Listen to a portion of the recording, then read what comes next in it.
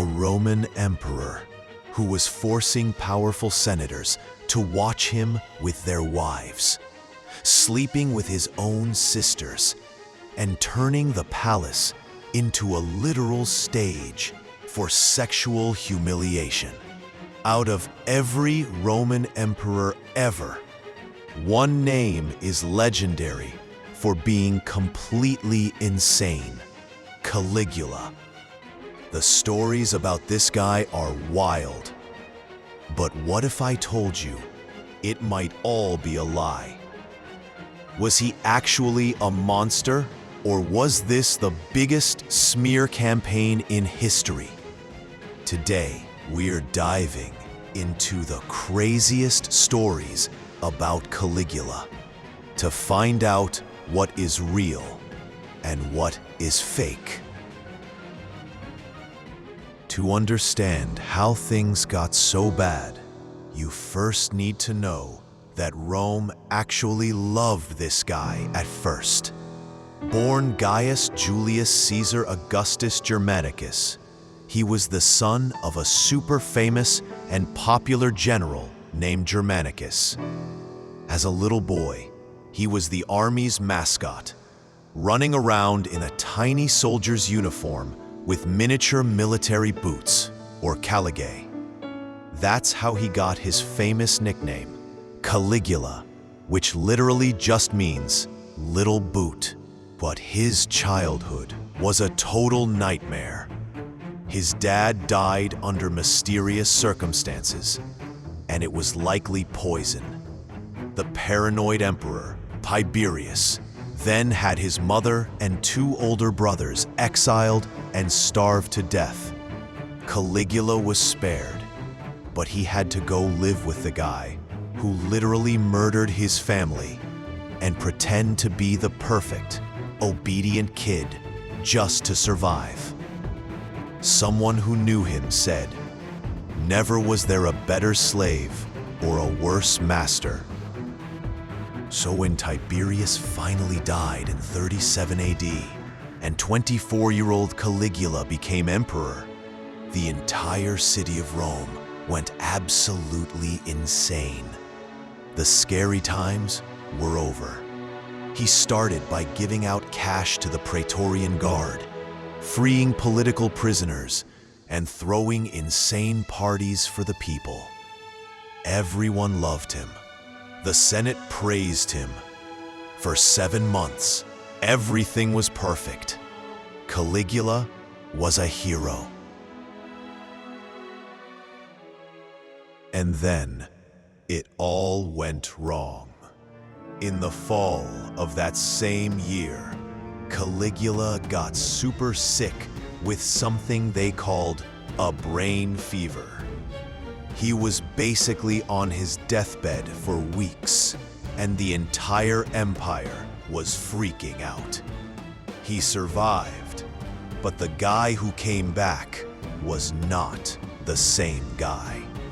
The charming, kind prince was gone, and something terrifying had taken his place. Ancient historians say this sickness literally broke his brain and made him go mad. Modern scholars have some different ideas. Maybe it was epilepsy, a condition he reportedly had. Or maybe the insane pressure of being the most powerful man in the world just shattered his mind after all his trauma. Whatever it was, the good times were over. The guy who was supposed to be a hero was about to become their worst nightmare, and his sexual appetite would become his ultimate weapon. And this is where the stories go from bad to completely insane. The accounts, which mostly come from the historian Suetonius, paint a picture of a man who saw absolute power as a tool for his own pleasure and to humiliate others. For Caligula, sex was all about one thing: showing everyone that he had absolute power over them. The craziest story is that he was sleeping with all three of his sisters, Agrippina, Livilla, and his favorite Drusilla. He would supposedly lie with them at his own dinner parties, right in front of all his horrified guests. He was obsessed with his sister Drusilla. He literally took her from her husband and lived with her openly, as if she were his wife. In a shocking move, he even named her as his heir. When she died suddenly in 38 AD, he lost his mind. He forced the entire empire into public mourning, where it was a capital crime to laugh, take a bath, or even eat with your family. Then he had her deified, making her an actual goddess. For the Romans, this was completely unacceptable. This guy didn't just think he was above the law. He thought he was above nature itself. But he didn't stop with his own family. The stories say he saw the wives of Rome's most powerful men as his to take. He supposedly forced the wives of high-ranking senators to come to his parties. He would literally line them up, pick one, and take her to his room. Then he'd come back to the party and right in front of her husband, give a public review of how she did. It gets worse. Suetonius is the one who claimed Caligula turned his own palace into a brothel, forcing the wives and daughters of senators to work there. This wasn't about money. It was about pure humiliation. He wanted to break their spirit and show he was their absolute master. Caligula was also with men, which wasn't a huge deal back then. But the shocking part was who he was with. It was acceptable for a high-status man to be with someone of a lower status, but being with an actor was seen as degrading. Caligula, of course, broke all the rules. He supposedly had a famous affair with a pantomime actor named Menester and would kiss him in public. Another one of his alleged lovers, a young nobleman, reportedly complained publicly that he was worn out from their encounters.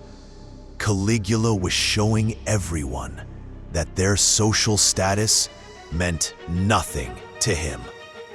This is where it gets really dark. The stories say he mixed pleasure with pure evil.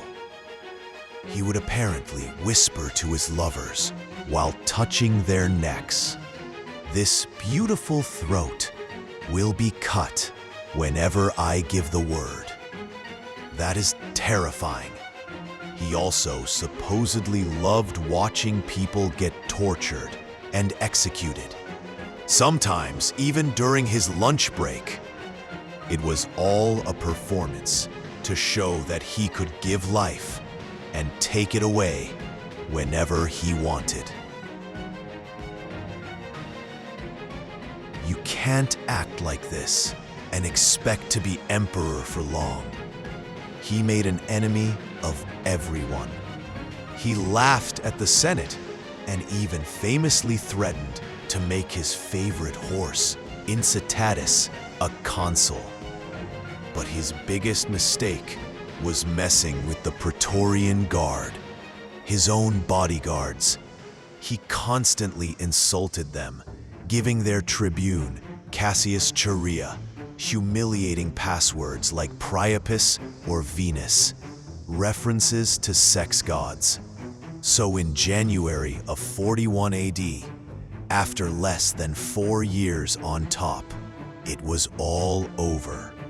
As Caligula was leaving a theater, Chaerea and other guards cornered him. The man who had lived by making threats was taken out. Charia struck first, and the other conspirators stabbed him more than 30 times. He was only 28 years old. These stories are insane, but the truth might be even crazier. If you want to see more insane history videos like this, smash that subscribe button and like the video. It helps a ton. Okay, so now for the big question. Was any of this real? Was Caligula actually a monster? Or did we just fall for a 2,000-year-old propaganda campaign? When you look closer, things get very blurry. Almost all of the craziest stories come from one guy, the historian Suetonius. And here's the catch. He was writing 80 years after Caligula died. He never even met him. A lot of people think he was more like a celebrity gossip columnist than a real historian. Crucially, he was working for the next line of emperors. And of course, they wanted the old emperors to look as crazy and evil as possible. It made them look way better. When you look at people who were actually there, the story changes. A philosopher named Philo of Alexandria actually met Caligula. And in all his writings about the emperor's arrogance, he never mentions the incest, the palace brothel, or any of the other sexual horror stories. That is a huge deal. Another contemporary, the philosopher Seneca, knew Caligula and hated him.